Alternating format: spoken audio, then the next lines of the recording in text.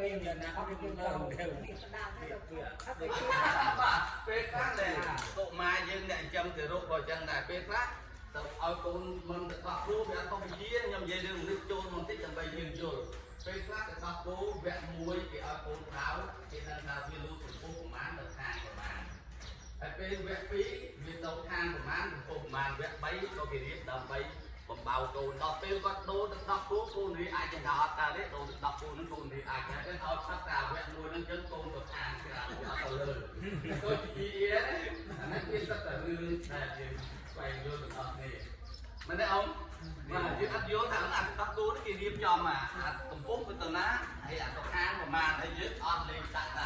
ណាគឺកំពុងដូរទៅដោះគ្រូចេះរៀនអូចឹងអានេះយើងបាក់ទៅជាមួយ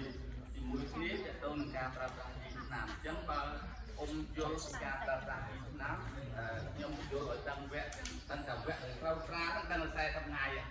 វគ្គលូតលាស់របស់វាអញ្ចឹងបើលើកពី40ថ្ងៃហើយសូមប្រើជីវៈ1ប្រើវគ្គ2ទៅលើមែនទេហើយបើគួរពី35ថ្ងៃទៅទៀតហើយវាចូលដល់លើស35ថ្ងៃទៀតវគ្គដល់តាមផលគាត់ក៏អត់ប្រើវគ្គទី3បានវាប្រើវគ្គទី3អត់ប្រើវគ្គទី2ទេបើយើងប្រើឲ្យតាមដាប់ដល់ទៅខុសពេលទៀតបានយកពីបានចោលបាច់ចោលខាត់លុយបាទខ្ញុំតែហើយចោល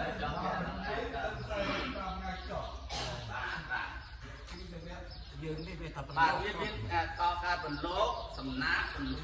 បែកគុំនិងបន្លូកដើមក្នុងវគ្គលូតលាស់របស់សំណាក់ត្រូវដល់ពេលមកទៀតមកមូលដើមបង្កើតទុំមែនទេអាមូលដើមបង្កើតទួចូលមកវគ្គ2ហើយបាទដល់ពេលវគ្គទុំវាចាប់ដើមអាហូតទុំអាចេញទុំមួយចិត្តចេញអាហ្នឹងវគ្គទុំអាឃើញហូតចល័តមួយព្រាមនឹងចេញហ្នឹងអាហ្នឹងគេប្រើវគ្គ3ហើយដល់ពេលអាហ្នឹងទៅវាបង្កើតទួហើយវាធ្វើឲ្យវាដាក់ទឹកដោះដាក់ម្សៅបានច្រើនអញ្ចឹងយើងដឹងពេលវេលាវាថាពេលវគ្គលូតលាស់សត្វល្អិតណាខ្លះដែលវាបំផ្លាញញ៉ែញោមវគ្គលូតលាស់បើនិយាយពីមនុស្សយើងក្មេងៗស្អាតណាដាក់ទៅមើលទៅឃើញដាក់ជីដាក់អីវាមើលទៅលាស់ខ្លាំងហ្នឹងអាហ្នឹងឃើញដង្កូវវិធី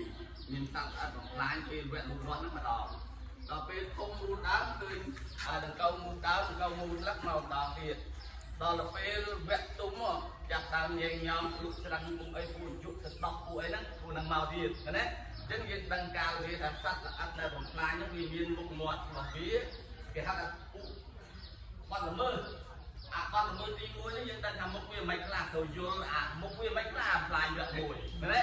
ហើយអាផ្លាញវគ្គ2មុខសញ្ញាវាមិនខ្លះអាផ្លាញ